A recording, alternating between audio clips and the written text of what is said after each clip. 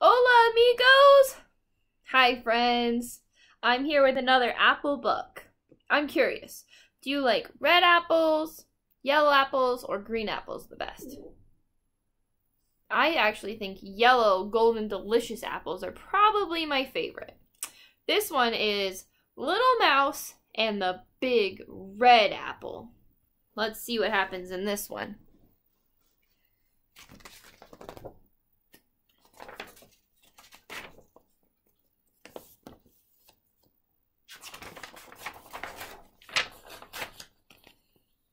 Mouse was feeling hungry one day when all of a sudden he came across a big, red, juicy apple. "Just what I want," he cried. "I'll take it home with me and have a feast." Mouse set off towards his little house, rolling the apple over and over. He couldn't wait to get his teeth into the big, red, juicy apple. Yum, yum, he thought, when all of a sudden the apple rolled into a pond! Splash! "Oh no," wailed Mouse. "What am I going to do now?"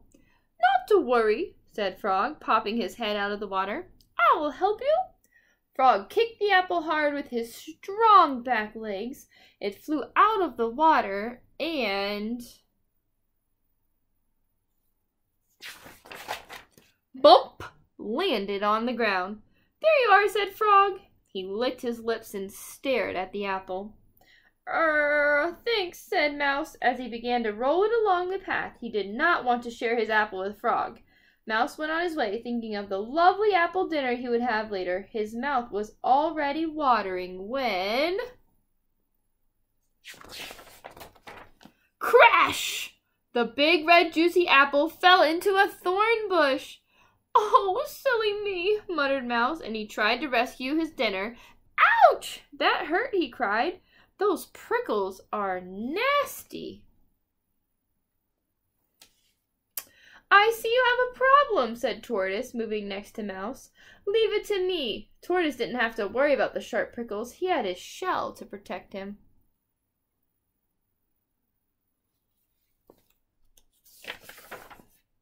Without any trouble at all, Tortoise crept under the thorn bush and brought out the big, red, juicy apple. "Problem solved," he said, stroking the apple longingly. "I'm ever so grateful," said Mouse in a hurried voice, and he was off again. He did not want to share his apple with Tortoise. "I'll soon be home and biting into that big, red, juicy apple," thought Mouse, when... the apple rolled into a log! "Ugh, that's all I need," sighed Mouse when he saw that the log blocked his path. "How do I get around that?"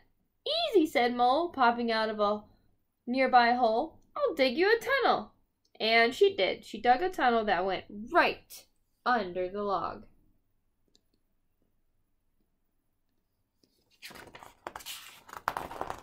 It was just wide enough for Mouse and the apple to go through it. "Always glad to help," said Mole, sniffing at the big, red, juicy apple with her little nose. "It's very kind of you," said Mouse, and he went on his way as fast as he could. He did not want to share the apple with Mole. He rolled the apple over and over until he came to a steep hill. His house was at the very top. "Push, push, heave, heave," went Mouse, grunting and groaning. "Heave, heave." Up, up, up he went until he reached the very top. "At last," sighed Mouse happily. "Oh, for that lovely apple meal." But as Mouse let go, went up the hill, he let go. What do you think's going to happen? Let's make a prediction. He got the mouse up the hill and he let go. What do you think's going to happen? Let's find out and see if you're right. The apple wobbled and then it started to roll down the other side of the hill. It rolled faster and faster and further and further until It came to a stop at the bottom of the hill.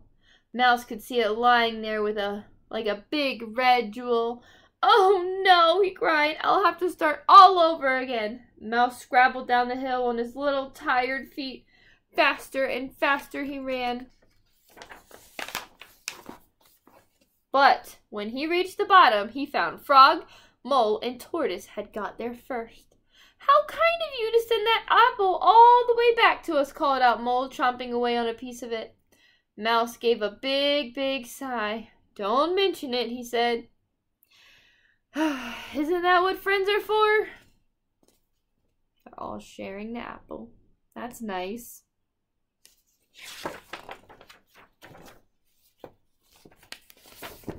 See the apple tree?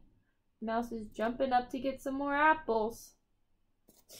All right, friends. Thanks for listening to this story with me. I look forward to seeing you next time. Bye!